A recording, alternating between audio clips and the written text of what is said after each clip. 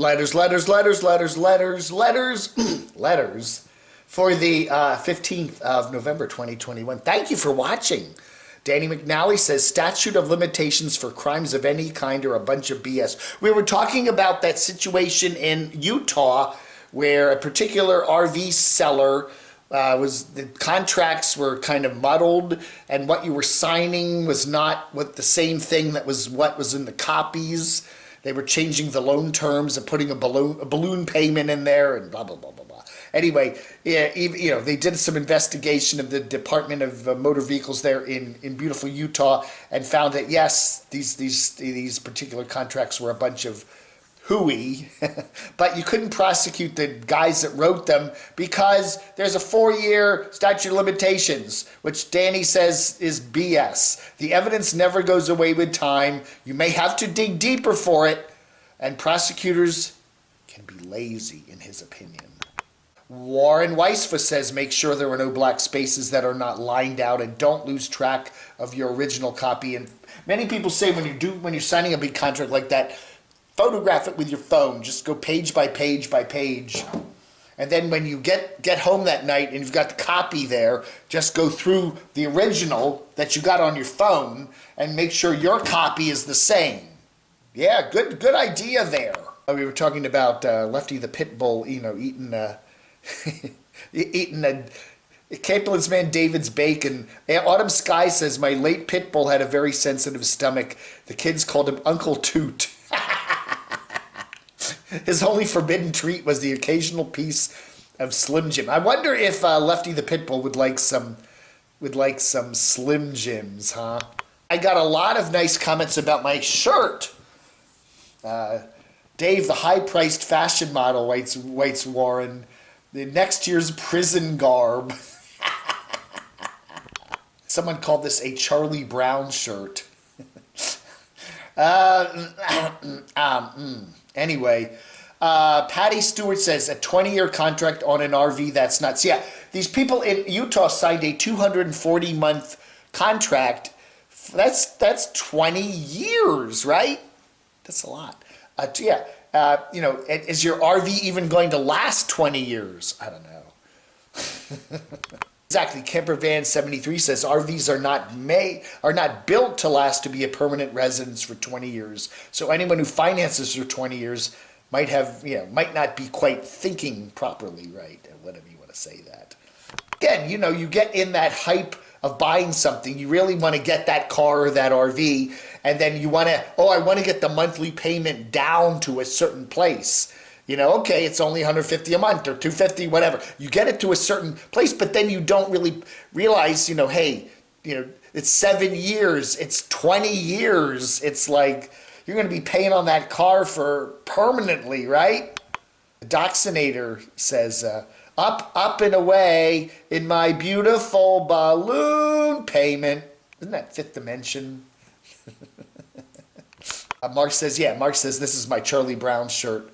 He got it out of the free bin at the lobby downstairs. No, I paid $1 for this at the thrift store for the Burke United Christian Mission down the street. It's $1 shirt. I like it. I like the clash. You know, I like how this clashes with the camo.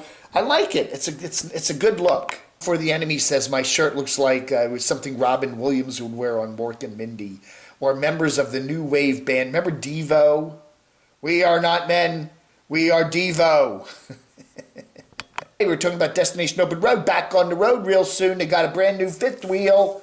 We broke the news on that last Saturday, right? Mike Andre says, I love their YouTube channel. I am really glad they're back, and it definitely looks like they've made some nice upgrades, yes.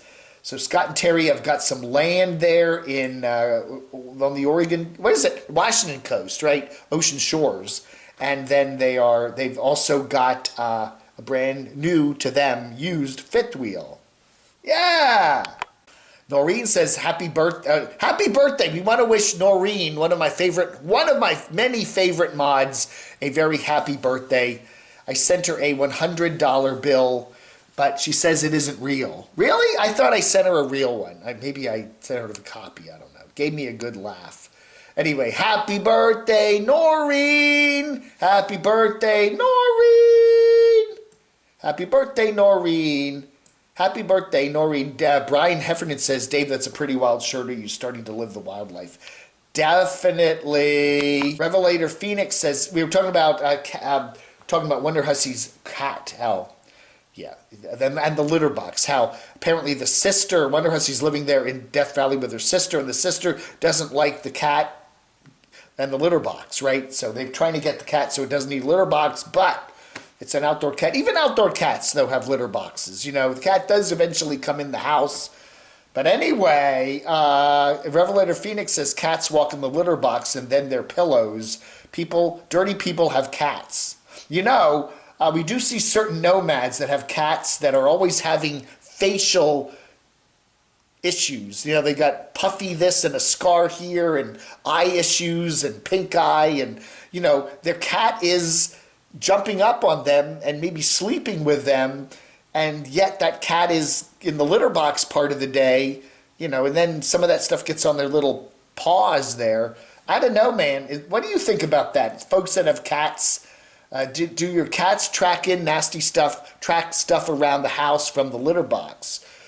Or is there a way to prevent that? Let me know in the comments below. Yeah, we're talking about Dave's RV Life having problems finding a good boondocking campsite down there in Florida. Janina says, I should start letting these nomads stay on my land here in Florida. Not!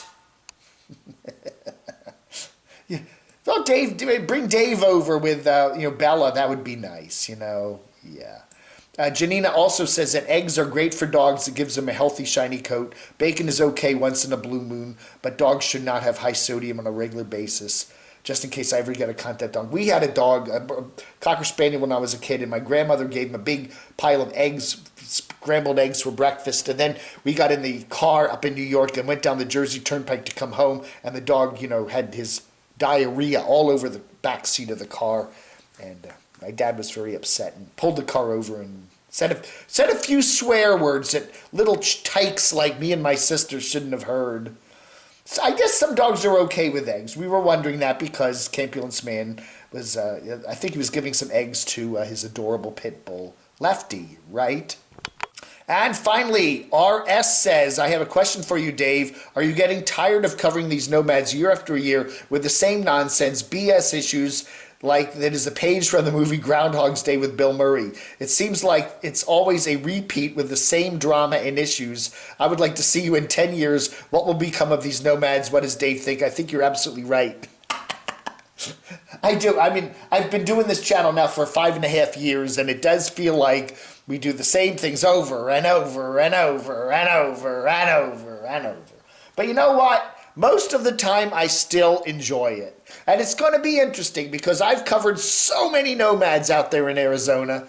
You know, I mean, we've covered Parker and the Van Bills and Lake Havasu and Quartzsite and Yuma and all that stuff.